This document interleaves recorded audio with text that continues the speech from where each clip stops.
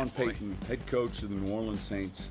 What's with this Saints Happy Cast? This has to be the worst Saints podcast in the world. Ralph can't say anyone's name right. Andrew doesn't know football. Everyone has a hard time listening to Dave. And is Kevin even there tonight? The audio with this podcast, my God, the audio, it's painful. All right, everybody, welcome to Saints Happy Hour podcast. The Saints are 3-2. Let's go. First place, baby. That's right. We got a lot to talk about tonight. One programming note, the Astros are in the playoffs and playing right now. My wife is a lunatic Astros fan. If you hear yelling, screaming, four-letter bombs of excitement or disappointment, that's her reacting to the Astros, just so you know. What are you guys drinking? I'm drinking a Galveston Causeway Kolsch, a big boy beer, Dave. Andrew is not drinking anything. He's showing us an empty koozie and a sad face. That is very sad. I should go get a beer. Yeah, you should. It's called it's happy hour. It's happy hour time. 2-for-1 hors d'oeuvres also. Don't forget to tip your bartender. I'm drinking a Ghost in the Machine from Parish Brewery. It's delicious. Yeah. Is it IPA? Oh, you know it, buddy. Here's the thing. I gotta start with this. I got a lot of problems with you people. Now you're gonna hear about it. I had an inbox full of Saints fans and people calling in to Gus Cattengill and telling me today. They're like, yes, last night it felt like a loss. They are not a contending team. They are not Super Bowl quality. That felt like a loss. They were lucky to be 3-2. You people need to get the fuck over yourselves. That did not feel like a loss at all. That felt like a win. It was amazing. Hold on. In their defense, Ralph, it felt like a loss, except it wasn't. I mean, you people have had 3 years plus of too much winning, and you take this shit for granted. That was amazing. Like, they had kicking luck. They had Drew Brees comeback. They had the deep ball. They had Kamara with a circus catch. Like, what more do you want out of your Monday Night Football? Yeah, my favorite was that Sean Payton iced the kicker. That shit never works. And it worked. Yeah.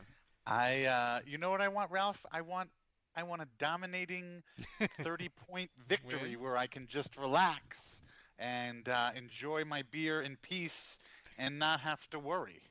That's what I want. Yeah. I think that's what these people every Taysom Hill touch should be a touchdown. How does Lattimore not have 7 picks already this year? If Cam Jordan doesn't have 5 sacks in 2 weeks, he's dead to me. Yeah.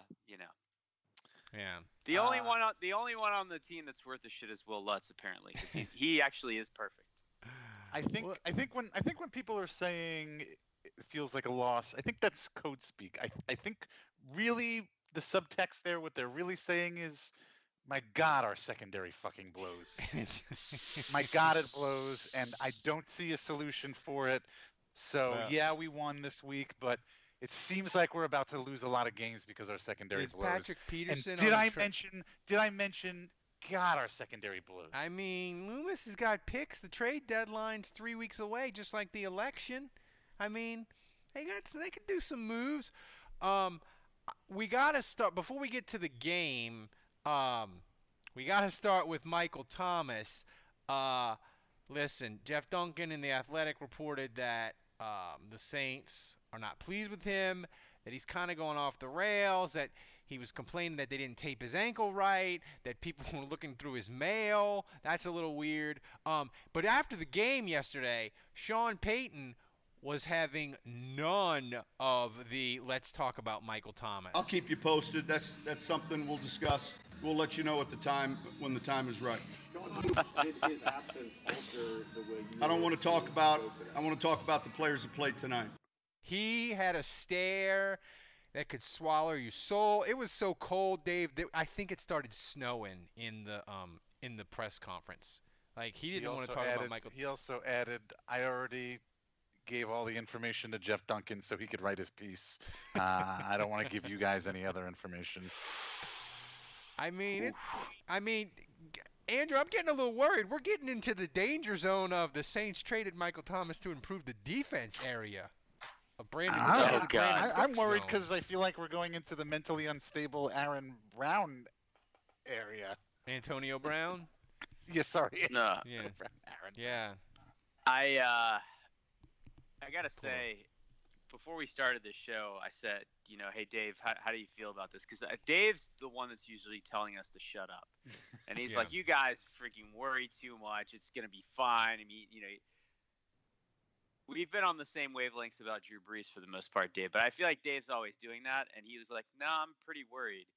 And when God, I hate to hear that. I hate to hear that. I'm starting to think, oh shit, something might really be up here. I'm worried because he just cannot keep his net. He's the opposite of Colston. Okay, first yes, of all. He really is. He is Bizarro Colston. Okay, he's Bizarro Colston. No, he's a regular diva receiver. He's a regular number 1 star receiver. Colston is the outlier of the receiver that doesn't make waves. He's Joe Horn reincarnated, I guess. So I mean that's annoying, but Joe Horn was a choir boy compared to this. No, but at least Twitter didn't exist when Joe Horn was. Oh my God! If Twitter existed for the Hazard Saints, we'd have burned this shit down. But I mean, he's always been that way. I don't think that you can't say you didn't see this coming. I mean, remember before he got his big contract, he was always tweeting about getting the bag and all that shit. I mean, he's always been allowed.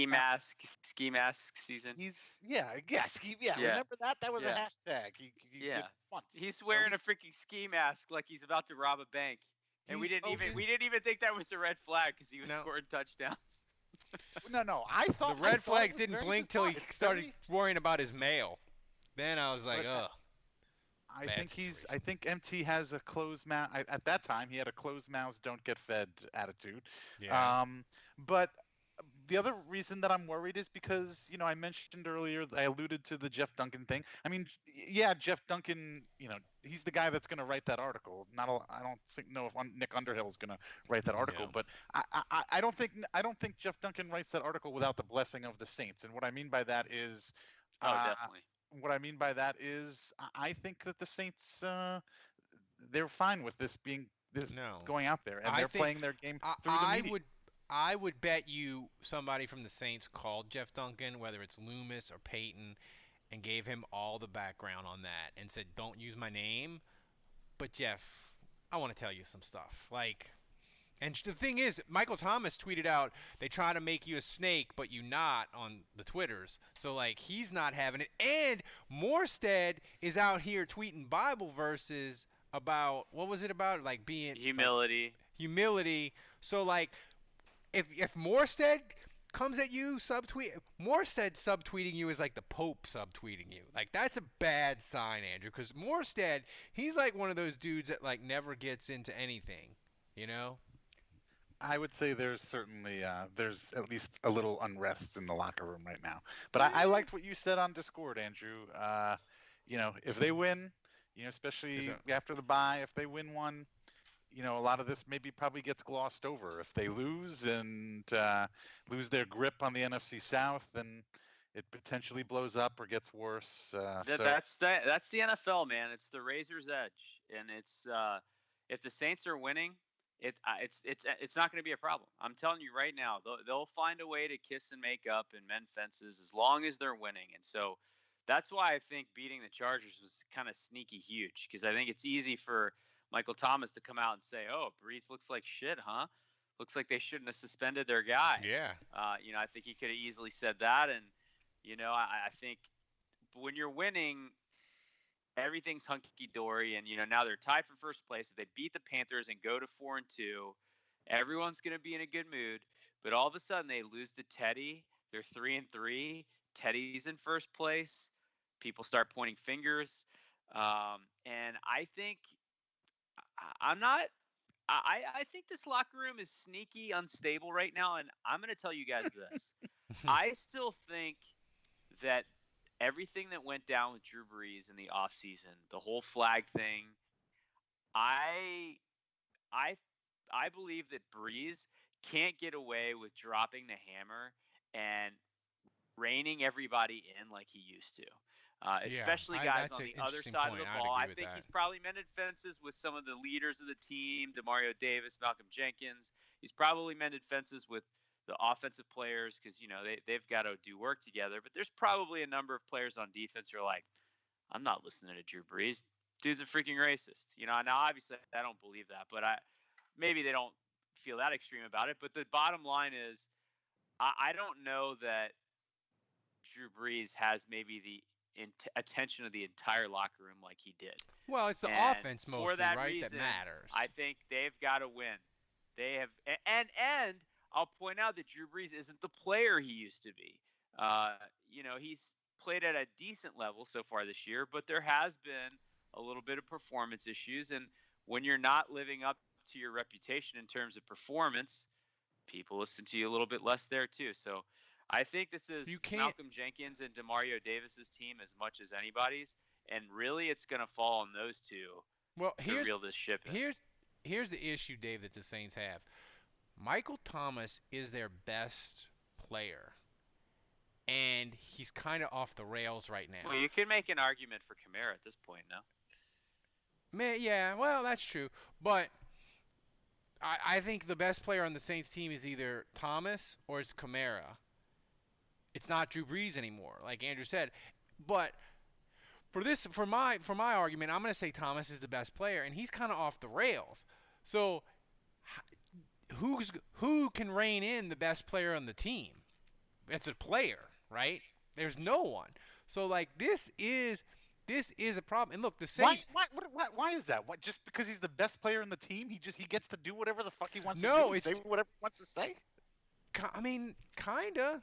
You can't Well, that's what kind of shitty attitude is that? If that's what you think about, if that's what you think about Michael Thomas, if you think that that's who Michael Thomas is, then fuck that. Because who's gonna go to if Drew Brees can't go to him and get him straight? Who can? Needs to do it, Ralph? You know what the answer to that question is. You know who needs to rein him in?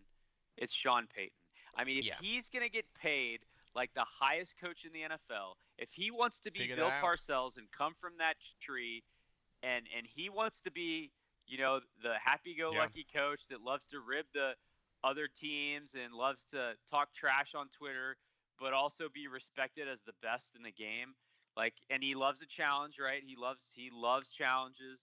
I think this is as big of a challenge as you can get, and this is when you show leadership. And I think that's why he suspended Michael Thomas, because he sensed, I just can't let him behave like this and let the locker room know that this kind of behavior is acceptable. But I need to let everyone know that I'm the freaking authority here. The thing is, being the best player on the team doesn't mean you're the leader. It doesn't mean you're the best leader. Well, that's being the thing, a leader, though, Dave. Being a leader makes you a leader, not being the best player. He was quiet on social media. I figured he'd come back. Maybe he'd say a tweet like, hey, we're all together, who dat, blah, blah, blah. He's not coming around. He's not coming back with his tail between his legs. It escalated today. It didn't heal over. It didn't. They won, and Michael Thomas, it didn't heal over. It got worse today. And now the ball is in his court. And what is he going to do? Is he going to continue to behave like he's been behaving and divide this team or tear up this locker room, or is he going to fucking mature? Is he going to get it? Is he going to get it through his skull? So far, the behavior on Twitter is not looking promising.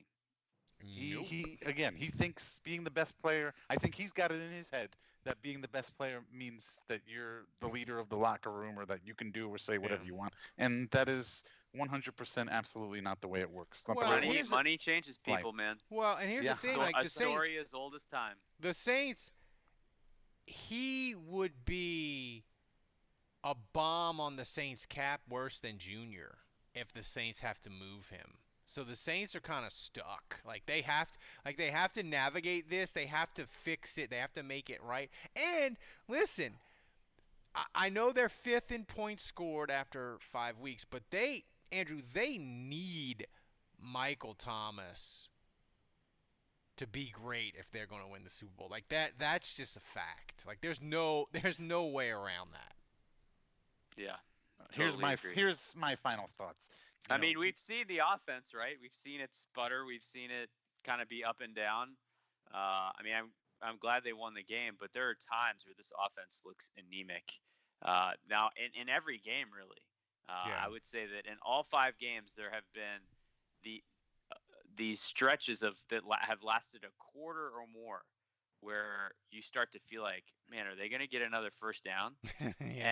And eventually they kind of figure it out and they move the ball a little bit. But I'm just saying, like, they need Michael Thomas. So somebody on Twitter said Drew Brees he's reached the he's a crank lawnmower stage of his career where it takes a bunch of pulls, but once it gets running, it's all good. That's a good analogy. My final thoughts on this whole situation. We talked about whether this is a big deal. Look, let's step outside the box for a second. The fact that, Ralph, you decided to lead this episode off the day after the Saints win in dramatic fashion in overtime in Monday Night Football, and you chose to lead our podcast off talking about Michael Thomas. I think that illustrates the problem. It is, because we should be celebrating kicking luck and a miracle Saints win. We should be laughing at the Falcons. That's what Michael Thomas has done that's unforgivable. He's distracted us from laughing at the Falcons. Yeah, we're not even talking about Dan Quinn. Yeah. Thanks a lot, Mike Thomas. We're not even talking about the Falcons being Dimitrov 0-5. got fired. They're talking about liquidating the whole Ralph doesn't even know how thing. to say Dimitrov.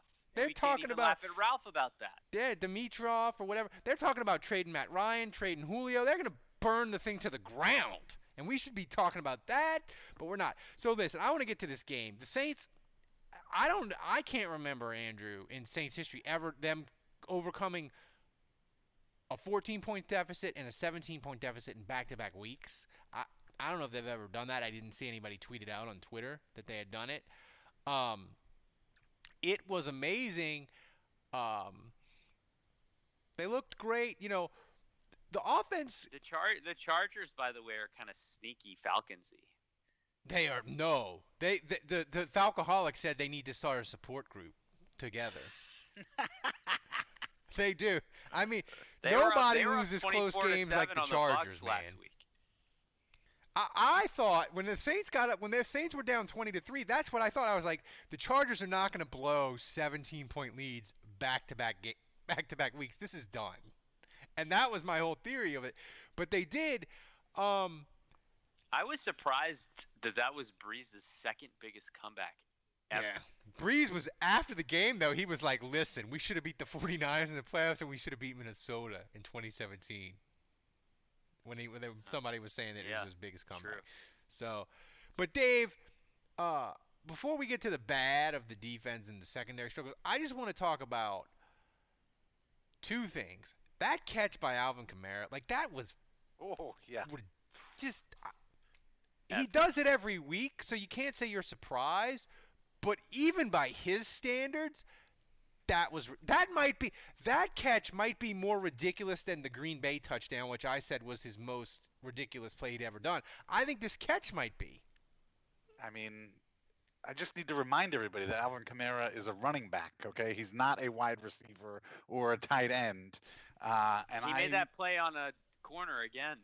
And I would venture to guess that like 80 to 90% of the wide receivers in the NFL probably couldn't have made that catch.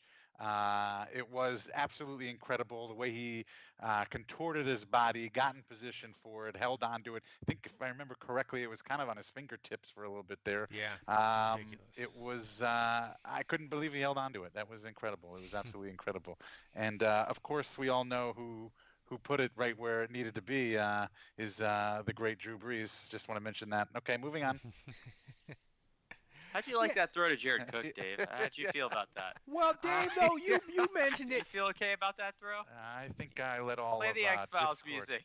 I think I let all of Discord know how I felt about that one. Well, no, but Dave, I want to, because I stole your rant in the patrons only podcast, which you should become a patron, and that way you get access to the podcast every day. We did the instant reaction podcast last night, but you talked about people need to give up this put this shit aside of like arm strength and ADOT and air yards, put all that crap aside, that this is Drew Brees' farewell. This is it.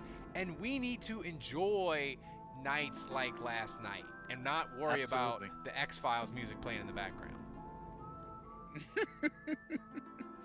Yeah, I mean, just I guess maybe because we haven't been able to go to the games.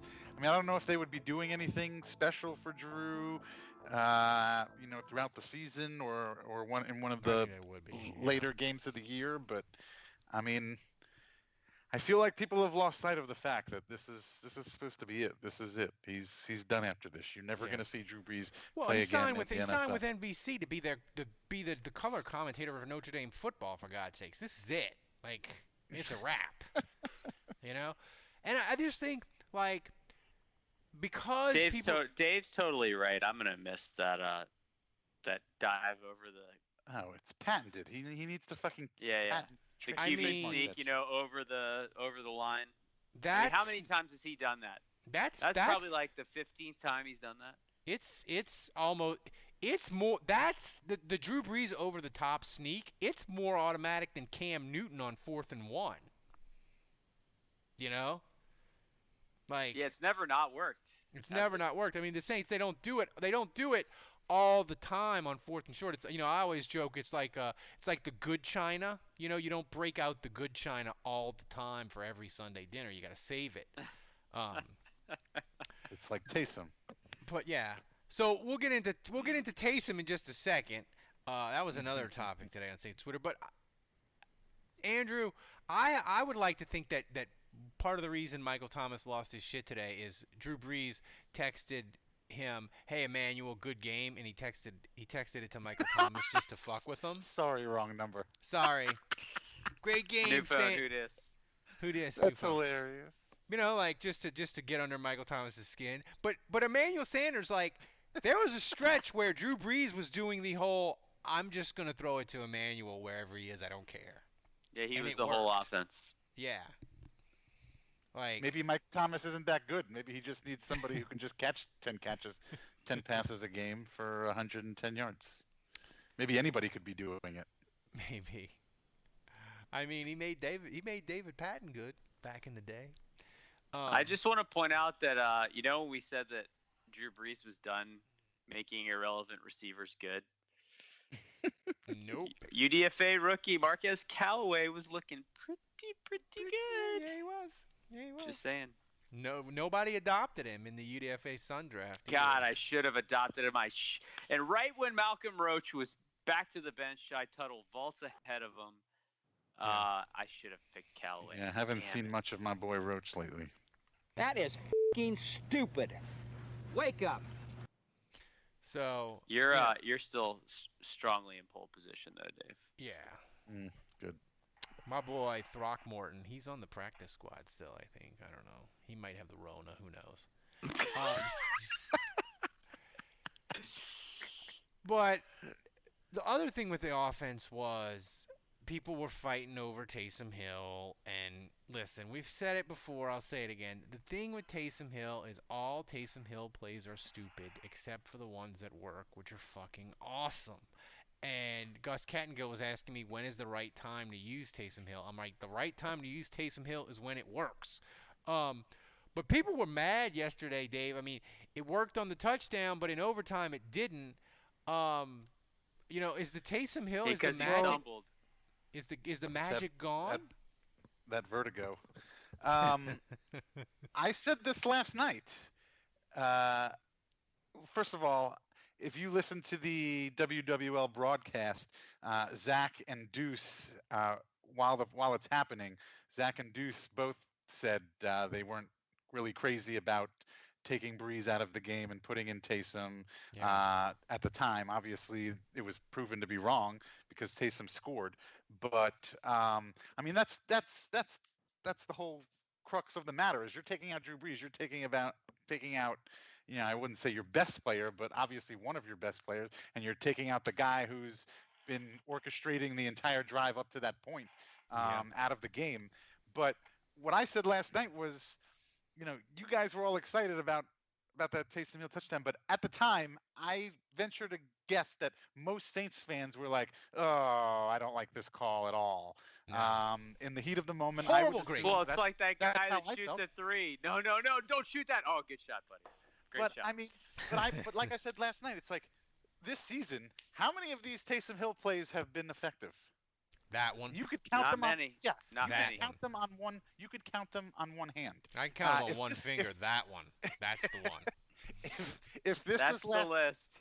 if this was last season, I have no problem putting in Taysom Hill whenever the fuck they want, because he was great. But this season, he just doesn't have it. Did He you has guys not- see? Did you guys see on the sideline that Brees looked pretty peeved, and it looked like him and Sean Payton had an exchange where they were not getting along, and Sean Payton kind of had this body language when Taysom Hill scored, like, "You see, it worked."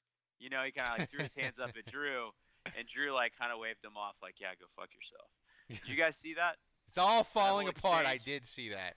Nobody asked him. Nobody asked Sean in the I mean, press conference. that's the least of my worries in this locker room right now, because Sean Payton and Drew Brees are competitors, and they're happy they won, and it's all good. But I sensed in that moment, and in overtime, Drew had this look on his face again when Taysom went in there, that I think he's like, "Dude, there's 2 minutes left. The game's on the line. You better not fucking do this." Yeah. I don't think I think Brees feels like Saints fans and is like, I don't want to see Taysom in there. Yeah. I think the thing with Taysom, I would like to see them use him more at tight end. Like, he was doing some cool stuff. The Tampa He game played and a stuff. lot of tight end. He played a lot of tight end in that game. He blocked a good bit. He had 2 targets. You know the 2 targets he had, Ralph? The first one was a crossing route that hit him in the freaking chest, and he dropped it. And That's true. the next route he ran was in the red zone, and no surprise, the defensive end rips his face mask down. He falls to the ground. No flag. No Shocker. flag. The flags would still be falling if the Saints did that to somebody. It'd be a torrential downpour. Man, flag. I know I'm like the conspiracy theorist with this stuff, but like every game I see horrendous interferences with no flags being thrown, and I just can't help but think that if the Saints are playing, that like 7, how many referees are there? 5? That It'd be somehow 7 flags fall when the Saints do the same thing. He's not wrong. Dave, speaking of wrong, the defense, again, was good for stretches, but, man, they gave up some big plays late. The touchdown, Lattimore with the throw. This secondary, when do you get to the point where you're like, it's not fixable, they need to make a move? Because they made a move in 2017 and went and got Eli Apple, and we know, look, they have draft picks for next year. They've already been shown they've been willing to do it for Clowney, right? So when do you, Dave, decide they got to do something about the secondary? Like, they're not gonna play any better. How many more weeks do you give them before you make that decision? What was yesterday's date? Because that's when that should have happened. I mean, you had mentioned about the trade deadline and who would maybe they go after. My money would be on somebody in the secondary that's gonna be able to do anything better than what they're getting right now. I was just looking at some stuff before we came on. I want to throw out some Marshawn Lattimore stats for you. This is from Pro Football Focus, very trusted website. But go ahead. So far, Marshawn Lattimore in coverage, he's been targeted 19 times. Opponents have gotten 15 receptions on those 19 targets. That's brutal. A total of 254 yards. That's 2.5 football fields right there. And 3 touchdowns, no interceptions, and quarterbacks have a 158.3, which is a perfect quarterback rating against Marshawn Lattimore. Wow. Wow. It's not good. He makes Jason David look like fucking I don't know, Earl Thomas or Jason something. David. He looks like a dude that can't go full speed with that hamstring. Like that's how he looks to me. And That I know he makes was him a struggling even liability, before and the that injury, means but that's what he looks like to me. I hate players playing when they're not 100% or close to it because God, I hate to hear that. I hate to hear that. honestly, sometimes it can be worse than You having your next guy. must love Andres Pete then.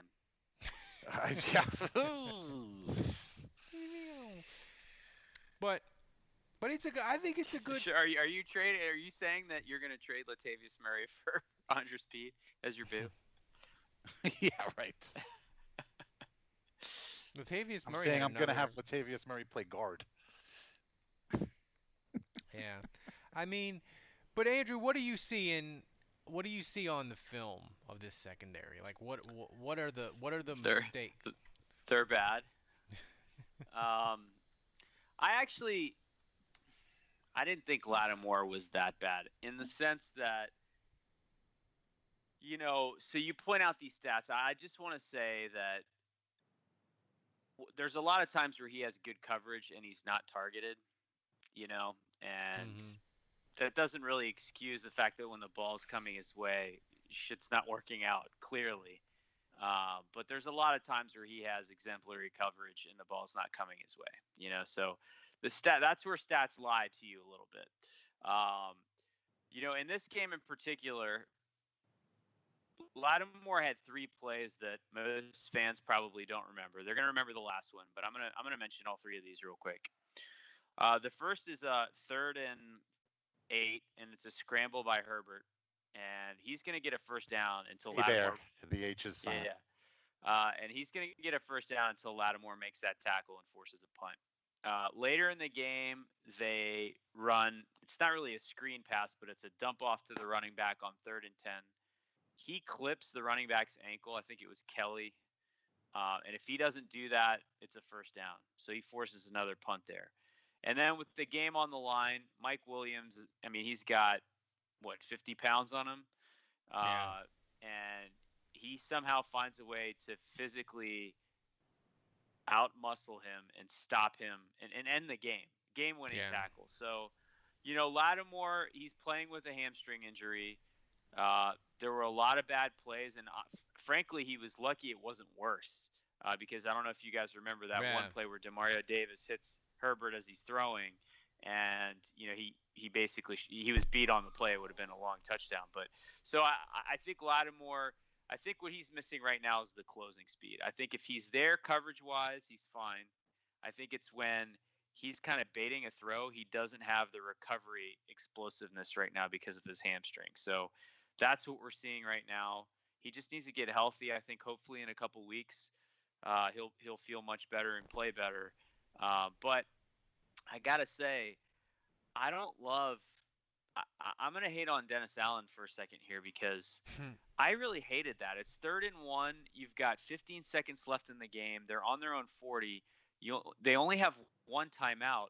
If they don't get a first down there, they have to punt. They can't go for it on 4th and 1. Yeah, they got to go to overtime because if they don't get it, then you're kicking a field goal. So I just felt like in that moment, you give them the middle of the field, you let them get to the 50, you force that play's going to take 6-7 seconds, and then they're going to be left with 8 seconds, and they're going to have to burn their timeout, and you live to see another day. I hated when you play press coverage there, you're daring them to throw the ball down the field. Maybe they get pass interference. And look, Mike Williams, the coverage was great actually by Lattimore on that play, but Mike Williams is a big target and he makes a ridiculous catch. And really and truly, the Chargers should have won the game because of that play. The kicker should have made the kick, but I look at that and I'm just like, why are you playing press coverage there? I thought that was terrible coaching, and I'm going to call Dennis Allen out for that because I actually think I was less mad at Lattimore than I was at Dennis Allen for that play. Yeah, they did something similar against Dallas last year when they were winning 12-10, but when they did it to Dallas, it was 4th down, and Dallas they were trying to run Dallas didn't have any timeouts and they had to run a Hail Mary. So the Saints thinking was, we'll blitz them, we'll get to Dak, and he won't get a chance to set back there and throw the Hail Mary. So I agree with you there. The thing is, though, Andrew, like, I just look at Marcus Williams, and he just seems lost. Like, he's struggling bad. Well, I mean, like, I don't think it's so much a talent issue as, like, it just seems like these guys all collectively have their heads up their asses and they're making the wrong decisions. They're making the wrong reads. I mean, people were talking about, the touchdown where Patrick Robinson doesn't stay with him. He just totally gets burnt. And Nick Underhill today says, I don't know if that's really him. The safety should have been helping him over the top. But I mean, and I get that, but like if Patrick Robinson, I thought was looking at the safety, I think it was Jenkins maybe, or no, it was PJ Williams. And I would have thought he would have seen PJ not helping him over the top, and so he would have stayed. I would have hoped that Patrick would have stayed with him, but I mean, I don't know what the call is. I don't know what the coverage is supposed to be. I don't know whose fault it is, but it doesn't matter. The point is those kinds of plays, the miscommunications, the passing off of players in zone coverage, or the lack thereof. That seems to be where the fucking issues are. Yeah. And I don't know if that's a coaching issue. I don't know if that's a lack of practice issue, a symptom of the COVID restrictions and that kind of shit. But whatever it is, if they can get that fixed, it's a lot easier to do than. Well, defensive play league-wide is a problem this season. Yeah. No, the overs, the overs are always, I know Vegas, everything's gone over the lines, and there's been a lot of more high-scoring games this year than ever. But they just need to get that figured out. Yeah, I mean, the defense, though, Andrew, the one thing I will say is, and you mentioned it before, the pressure saved Lattimore in one play. They got a lot of pressure on Herbert. Like, he's mobile. He's a nice moving quarterback. He made some plays on the move. Like, when you play a Brady or, a Nick Foles coming up, even a Teddy Bridgewater, like, they're not going to make those plays that Herbert made, I don't think. So the pressure was good. I know, granted, the Chargers were missing like 3 offensive linemen, but pressure's pressure, and that was good to see. Hendrickson was looking good. Jordan was looking good. The pressure was good. So how about Sheldon Rankins? Yeah, from like a phoenix rising from the ashes. Yeah. No, I'm glad to know that Rankins is still good enough to embarrass replacement level players. That's good. That's a step. Yeah. But I mean, the thing is, like, at least he's above room temperature. Give him that. But he played well. Do you think they played Zach Bond some, and of course Anzalone played this for him. He wasn't. I didn't see any bad plays from him.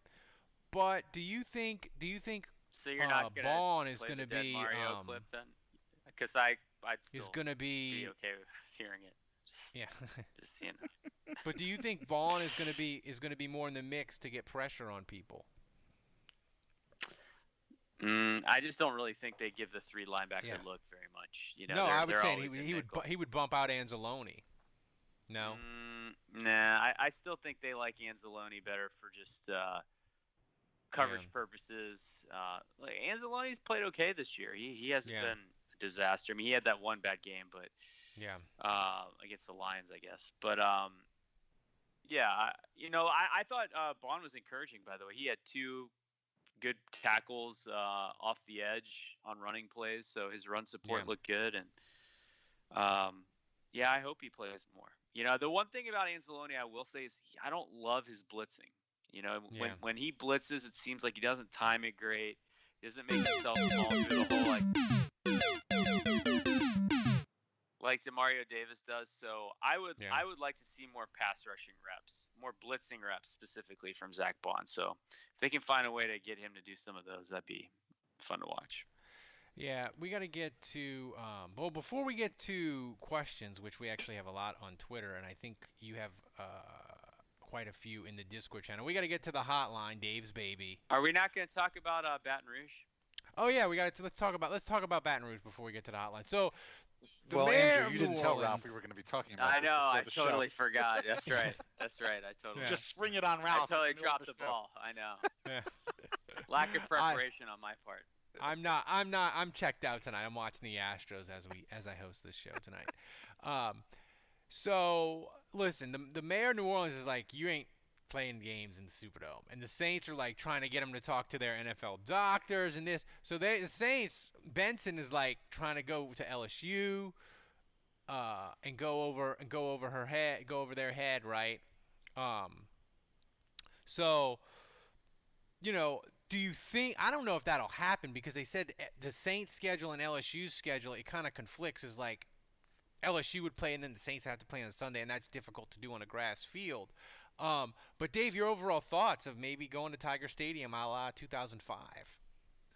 Oh gosh, man, I know some buddies of mine were texting about that, and all the memories of those LSU stadium games from 2005 came flooding back.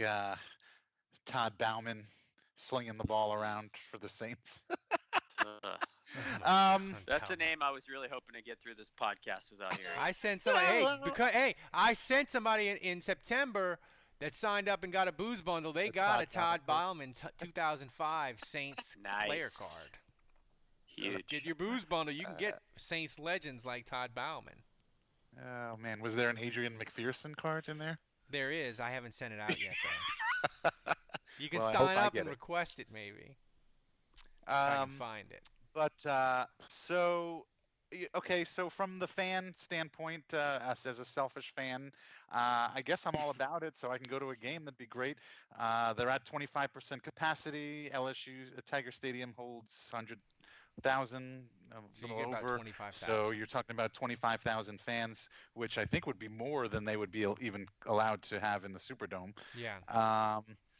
And I mean, also as a fan, as far as COVID is concerned, I'd probably feel a little bit more comfortable in an outdoor stadium than I would in the Superdome. I mean, yes, the Superdome is enclosed, but at the same time, it's also still a huge open air thing. So I don't know whether that would be an issue or not. But anyway, I was reading something about how they have like state of the art. HVAC. Yeah, and that it's I'm sure. basically like being outdoors. Yeah. We'll see. But from a football perspective, yeah, I mean, I guess maybe there'd need to be some schedule changes. I mean, that the NFL certainly this year is Open to it. I they're mean, they could. yeah, they they're could do they're something. definitely used to making schedule changes this season. But the outdoor field. I mean, I know the Saints play on outdoor field sometimes and on real turf, but that's not their normal turf. That's not their home turf. I'd have a place to park. I could park at my store and then just walk to the stadium. So that would be cool. Obviously, driving 70 miles, after, going to the game, it's okay. You're happy Yeah. to drive that 70 miles, but they lose. That's a long 70 miles back to New Orleans. So The thing about Tiger Stadium is the bleachers, man. I mean, it's just so much more comfortable in the dome. yeah, totally. Well, I mean, Right. at least the good thing too is if they play in Tiger Stadium, the weather is going to get colder, so you don't have to worry about that 12 noon heat melting you.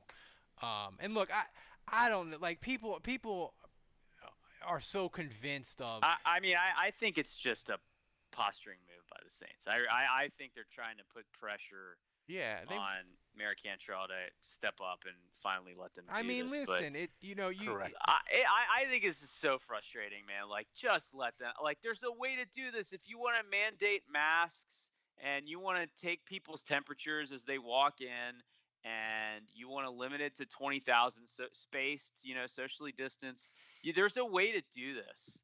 And I just think it's like, why aren't you letting them do this? Yeah. And the thing is, it's frustrating. And look, people you've been listening to the show, COVID has been terrible for my family. We've lost 5 people. But the thing that's so frustrating is it seems so capricious. Is all these states, You can't have a funeral, you can't have a full church, but I saw 15,000 people out front of Staples Center celebrating the Lakers championship. So it's all over the place what is and what isn't allowed, and it doesn't seem that science-based. Like, I tend to think the mayor of New Orleans, like, she's just being, I'm the mayor, I run the city, you don't fucking tell me what to do. Isn't the case count really stable and low in New Orleans right now? I believe so. It's been okay. I mean, it's probably higher than other places or other states, but I mean, I have, and it's not totally gone. You absolutely can't say that we're not catching cases and people aren't still dying. It's certainly not like what it was back in March and April as far as ICUs and hospital beds and that kind of stuff. But, a lot of people feel, one death is too many, and if you can do anything to prevent even that, then it should be done, and I certainly understand that. Just back to the LSU thing, I mean, and the Saints and the city, the flip side of the coin for me personally is, Tulane is facing the same situation. Like, they can't have stadiums. Whatever the Saints have to deal with, Tulane has to deal with also, since they're in New Orleans.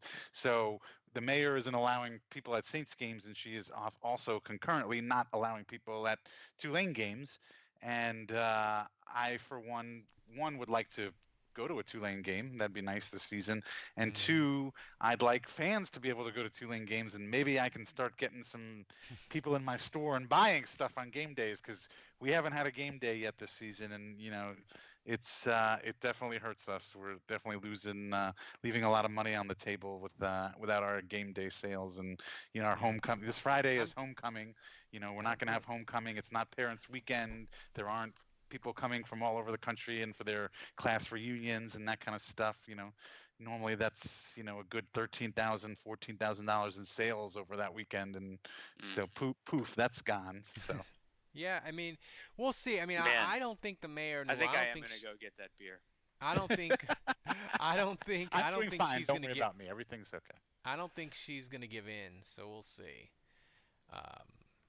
But listen, just to answer Fredo, I wasn't going to the Saints Christmas game when it was in the Dome. I sure as hell am not going to be going when it's 80 miles away. Sorry. Yeah. you in the Christmas. You in the Christmas. I forgot about you in the Christmas game. Thanks, Fredo, for reminding me of that. He's out. The Astros are falling apart. We got to get to the. All right, I really am getting a beer. I'll be right back. We got to go. Let us give it a chance. We got to play the hotline. And talk amongst yourselves. I'm going to say this about the hotline tonight, guys. I'm disappointed. The hotline was kind of meh this week. The one thing that was interesting, though, is I got hotline calls from the first half of the game, and I got hotline calls from after the game. And we got a good Taysom joke in the middle. But Dave, tell the people the number so they can call into the hotline. Has Dave left me too? I think everybody. No, I'm here. Sorry, I didn't realize I muted myself. The number for those watching, the number is right behind me. And then for those listening, the number is, why can't I find it? Oh, here it is. The number is 210-595-0818. Okay, if you're listening right now and you're not driving, go put it in your phone as a contact. Put it under Saints Happy Hour Podcast, SHHP, whatever you want to do. Douchebags, I don't care. Just put it in your phone so that it's there when you need it. So when you're ready to rant, when you're pissed, when you're happy, whatever you're feeling, if it's halftime and the Saints are down 20-7 or 26 or 23, fire it off. Depressed, yeah, just give us a call. 210-595-0818. Nobody is going to answer. When it picks up, it'll ask you for your name. You don't have to leave your name. It's all anonymous.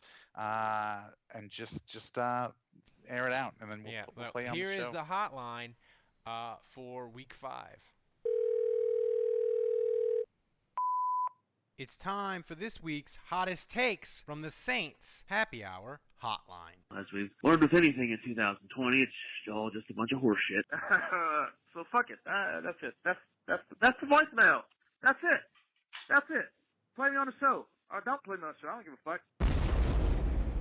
It's 4:25 left in the first half, and this game is over already. Do you get the impression that these guys practice together, or like have ever met each other? I don't. I don't see it. I don't know. I can see Drew Brees looking at a Microsoft tablet on the sideline. I think that might be the first time he's actually been introduced to Emmanuel Sanders or Alvin Kamara. Hopefully their names are above their bodies on that. I don't know, but this is a really bad team. This is a really bad team. All right, good luck to all of them. So it's only halftime, but here's where I'm at with Taysom. When Taysom goes in, it's like when you're walking down the sidewalk and two ex-girlfriends approach you and each other together, and you don't know what's going to happen. It's probably going to be bad. That's where my head's at. Hey guys, Jason Champagne here, and look, I'm glad that we walked away with a win, but there were too many close calls, too many almost sacks, too many almost fucking interceptions. Could have, should have, would have is the difference in what I'm talking about here. And the Saints ain't good enough if they don't tighten shit up over the bye week. Man, I just want to thank the Saints Happy Hour podcast Discord channel for, helping us survive these frickin' nail-biting games. Jesus Christ, this one was supposed to be easy, right? I mean, everybody had the Saints picked to have this monstrous score. And I went into this one thinking, we're going to get out in front. We're just going to, be on easy street the whole time. But it was like heart attack fucking city. And it was against a rookie quarterback and a team that was missing like 1 million fucking starters. What's up with that? I just hope that we can get our shit together in the bye week and start looking like the team we're supposed to be. So there you go. That's Saints Hotline after Week 5 Chargers. I was a little disappointed. I figured you people would be sky high, euphoric, and just giving us gold after the Saints comeback win. It was kind of not the lack of Dave and Ralph mocking is really disappointing. Yeah, I mean, well, like they were, yeah. The thing is, By the way, sorry I was delayed.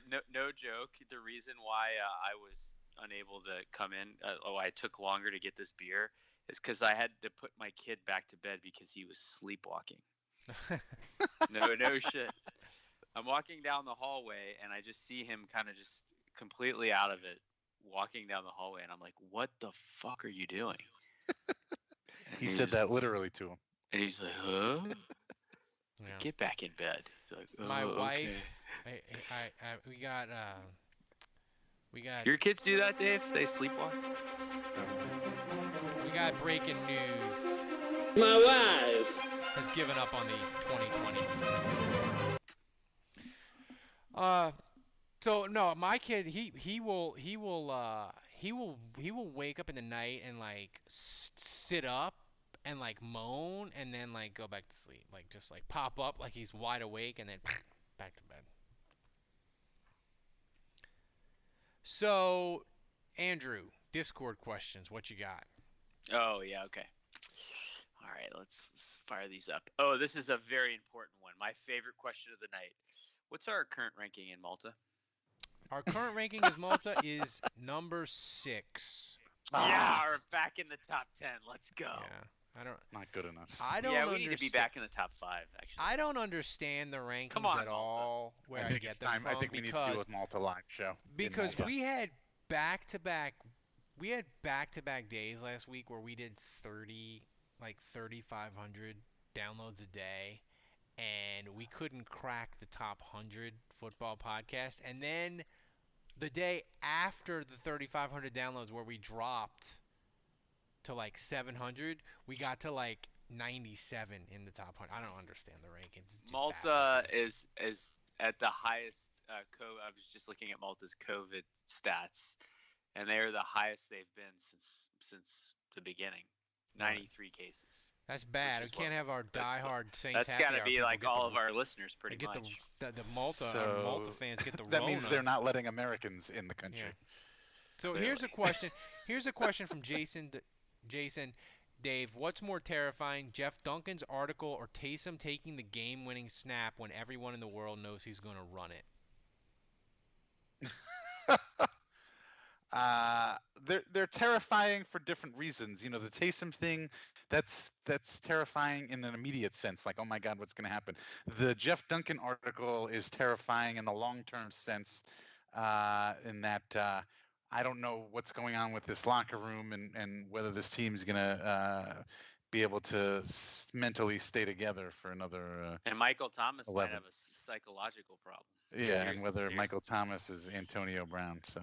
Here's a good question, Andrew from Alfredo. What are some good social, distant, and safe team activities the squad can go partake in to build camaraderie after this last week? They need to play the Jets. If Water you want to park. be, if you want to be socially distant, Water just park. play the Jets. Play the Jets. They 'cause won't everybody cover you. can get theirs. They won't tackle you. Yeah. Which? We got a bunch more on Discord. Do you want me to read some more? Yeah, go to some Discord. All right, LSU Tigers 08. Do you think the bye will drastically change things with this team, or are they what we will see? Oh no, I don't think the Saints. I don't think anything's decided with them. They could get better. They could get worse. They could have more injuries. You don't know. And like I talked to Dave. I asked Dave, and we didn't really we didn't have a firm answer. But look, the trade deadline. We know the Saints are all in for 2020. They are going to do something. They might do multiple things at the trade. Like, I would not put it past them if they said, we're going to go get a pass rusher and we're going to go get a corner. Like, they could that's on the table for them. I don't think we know anything about the 2020 Saints yet. I don't think I don't think and listen, in 2017, they were 3-1, but they got roasted by Fitzmagic. They barely beat the Browns. Matt Ryan threw for 400 yards, and then they beat the Giants pretty good, and they were 3-1. So, and they went to Baltimore and got Joe Flacco, ripped them to shreds, and they traded for Eli Apple the next day. So, nothing is decided yet. All right. Jason DC asked, do we see the Saints playing home games in Tiger Stadium again, and will it make a difference in on-field performance? We talked about that a little bit. I don't think I don't think they will. I really think this is the Saints trying to flex on Mary Cantrell and just trying to get her to approve having home games. At least I hope. I would find it pretty lame having the Saints play in Tiger Stadium, just because I really think they play well in the Dome. Yeah. I mean, they want their crowd in the Dome. They know it matters. Here's a question from Enriquez. Will Sean Payton try to re-weaponize the Rona after seeing how it supercharged Derrick Henry with that stiff arm of Josh Norman? Oh, my God. I don't know if y'all saw it tonight. That was a crime. That was a homicide. It was. By the way, did you see that System Corner got a pick in this game? Yeah, and almost ran it back incredibly for the 6 points after he refused to go down. I almost texted you guys. I wasn't sure if you guys saw that or not. I almost texted you guys, System Corner! I will say this about Tennessee. They didn't practice at all, and they're drenched in Rona. It didn't even matter. They just housed the Bills. Tennessee is their team is really, really good. They're good. So. Yep. Saints Rabbit wants to know, should the Saints put a plaque outside the Dome that reads like Ellis Island, except give us your broken, out-of-rookie contract quarterbacks and go for Dak? I think that's on the Statue of Liberty. I mean, I don't know if that's on Ellis Island. I think that's on the Statue of Liberty. Yeah. Somebody said they should trade for Matt Ryan. I said the last time they traded for a quarterback within the division, they did it with Jim Everett in '95. I'm only get on board if Matt Ryan would whip Jim Rome's ass. Then I might be able to get on board. No. I don't know. I think we know the salary cap is a social construct that Mickey Loomis laughs at. I don't think there's anything off the table next year with the Saints as far as what they're going to do at quarterback. I think if Dak became available, he could be possible. I think Jameis could be possible. And it's very possible, Andrew, if they don't burn a lot of assets, or if they don't burn their first and second round pick at the trade deadline this year, it's completely feasible. Sean Payton is like, I want that guy, and as long as it's not Trevor Lawrence, they'll go up and get him. So, I mean, I think anything's on the table. Do you think Taysom Hill has kissed his chance to be the starter next year goodbye? I mean, he hasn't. Ship has sailed. He hasn't. It's close. All of the issues he's had haven't really related to being a quarterback. They've related to being a running back or a tight end or whatever. But he hasn't really thrown the football. Well, yeah, but he hasn't thrown the football. He hasn't pulled the trigger on some throws that were there. I think that's part of the problem, Dave, is he's not throwing it, and when he has, it hasn't been very accurate. He threw one pass yesterday, and it wasn't pretty. I have gone on record, and I will say this: my prediction for the Saints quarterback situation in 2021 is Jameis is not going to play this year. He's not going to have a big market. The Saints are going to bring back Jameis. They're going to have Taysom, and they're going to have a competition, and Jameis is going to boat race Taysom in the competition, and Jameis Winston is going to be the Saints quarterback in 2021. That's my prediction right now. Can we trade for Justin Hebert? I'd take him. He's good. The Statners were wrong about him. Balky wants to know why have we gone back to the no catching motherfuckers? We have. We are totally. We have. We have. What are you completely. talking about? Jenkins? He's saying, the question is why. Why? Because Jenkins is back. I think Malcolm Jenkins is back. He's the commissioner. Malcolm Jenkins is back. He was like Roman Harper's best friend. He's got Roman Harper's stink still left on him from all those years ago. No, I think it's the fact that Malcolm Jenkins is back, and the NFL protocols are so strong. The Saints, they don't want to catch anything, so they're just protecting against the Rona by not catching interceptions. It's not catching passes is a byproduct of not catching coronavirus. Too much hand sanitizer. And I gotta say, I've been seeing a lot of we need Von Bell back. And who was I talking about this with on the Discord? I promise I'm not picking on you, but it was King Ochre in the Discord. Look, man, this isn't you. I've seen a lot of people saying this about Von Bell, so it's not just you. But that is shocking to me. Von Bell had one career interception. He was a thumper, and I liked how he hit people, but he was not good in coverage at all. No. Have you seen the secondary? The you really want to go back to Von Bell?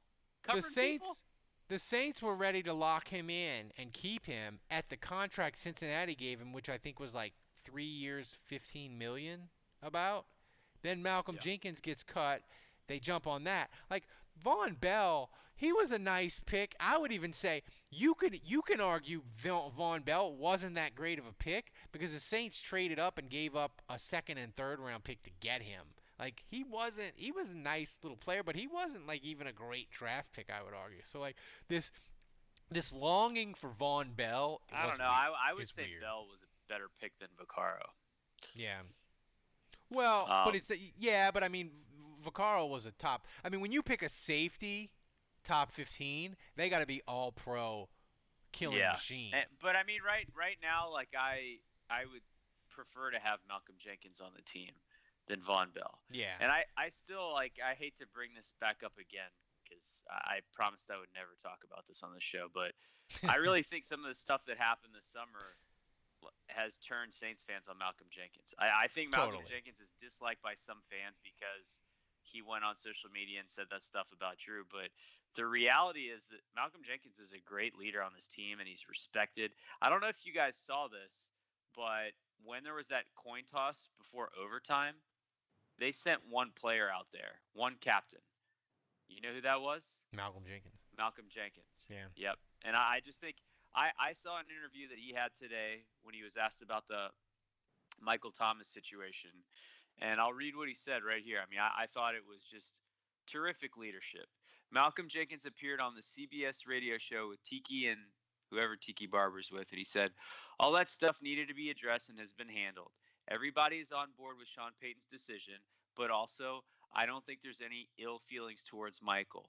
We know for us to get where we need to as a team, we need Michael Thomas on the field. I think he knows that and being accountable to his teammates.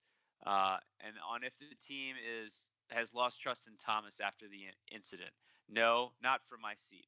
Everybody knows we're all highly competitive athletes, and Michael is always on the edge and plays with that chip on his shoulder. But all of us need to know where the lines are. They can't be crossed. One mistake doesn't change how we feel about our teammate. We know where his heart is. So, I think he's holding him accountable, but he's also saying we love you and we need you.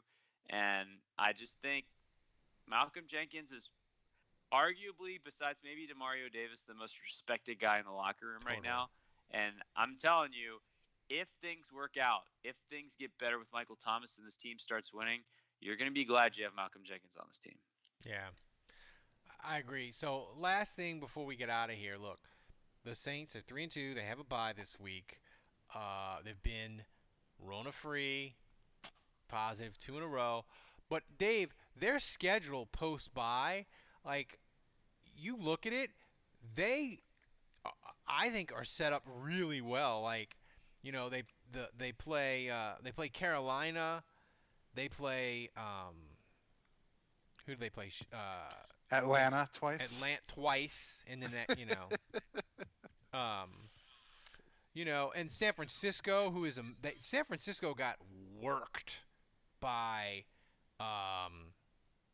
Ryan Fitzpatrick at home. Broncos are terrible. I'm seeing some anti-Benny Fowler comments in the chat. I gotta say that might be the biggest case. That might be the biggest case for Michael Thomas coming back helping this team. That Benny Fowler won't be on the field anymore. Yeah, I mean, Andrew, their schedule after the bye: Carolina, the Bears, Tampa, San Francisco, Atlanta, Denver, Atlanta again, Philadelphia. I mean, it's really not scary at all, is it? 13-3. You gotta go 3, 6, 7. You gotta go 6-2 minimum in that, don't you? Or 7-1. Yeah.